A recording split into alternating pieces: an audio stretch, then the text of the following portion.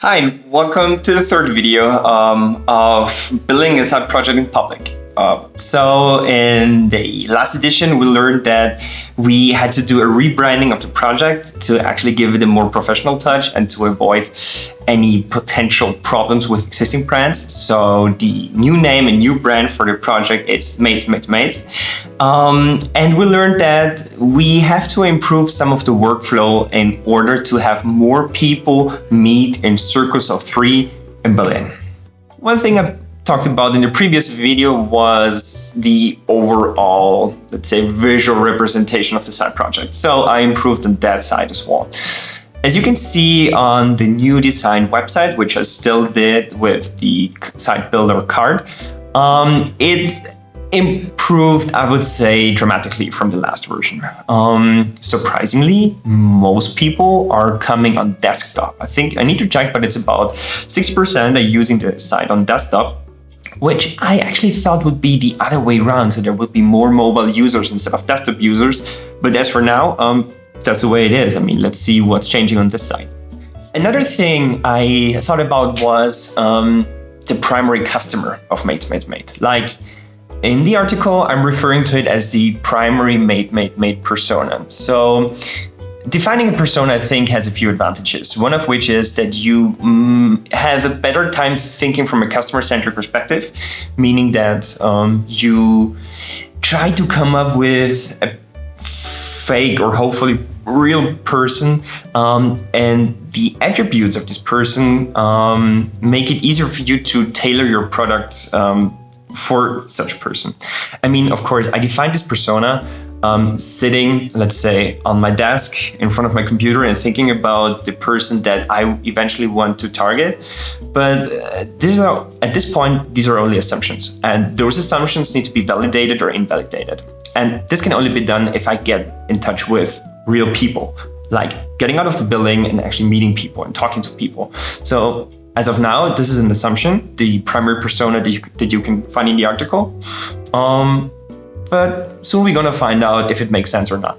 Another thing I really emphasized on since the last video and article was promotion. I mean, building a side project is fine, but if you don't get any visitors or any people using it, I mean, what's the sense of it? So promotion is at least as important as actually building the product. So I was first giving a local newsletter a try. And this local newsletter, I got to know it already a few years back. And I wanted to submit it to be promoted in the love section. I mean, love in the sense that you help people doing stuff, and I don't know, it's nothing, like, it's not dating stuff. But yeah, I was rejected. I mean, apparently they do not promote other communities, other projects. I mean, what the fuck? But I think we can find a way around it. But for now, they rejected it. So I had to go another way. I also posted on Reddit, or specifically on the subreddit Berlin Social Club. And I think that sparked a pretty interesting conversation. One thing that I really learned was people don't like startup enthusiasts. They don't. There is a lot of people in tech in Berlin who want to make new connections and meet new people with same interests, but startup enthusiasts are, they're not that kind of people they want to meet. But I think apart from Reddit, I think the biggest impact I can have right now is doing an offline event. There's just more people needed who are exposed to the project, to the idea of getting matched with other people of same interest. And I think I can do that best with an offline event. That way I can piggyback on existing platforms like, for example, Meetup. It can be officially being a meetup. And then on the spot, I could match people in circles of three based on their interests.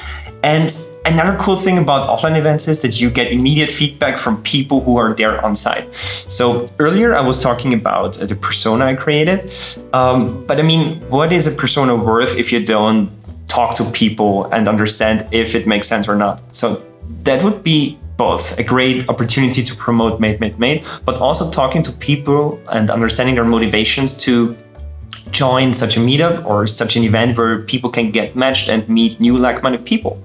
So I think the next step would be to, do an offline event. All right, so the plan is do the offline event, seek for more promotion channels to attract more people, and all in all gain feedback from people either in person through the offline event or online, and then better understand what their motivations are to meet with like-minded people in circles of 3, or generally speaking, what are the motivations for signing up to Mate, and what do they think they actually get out of it?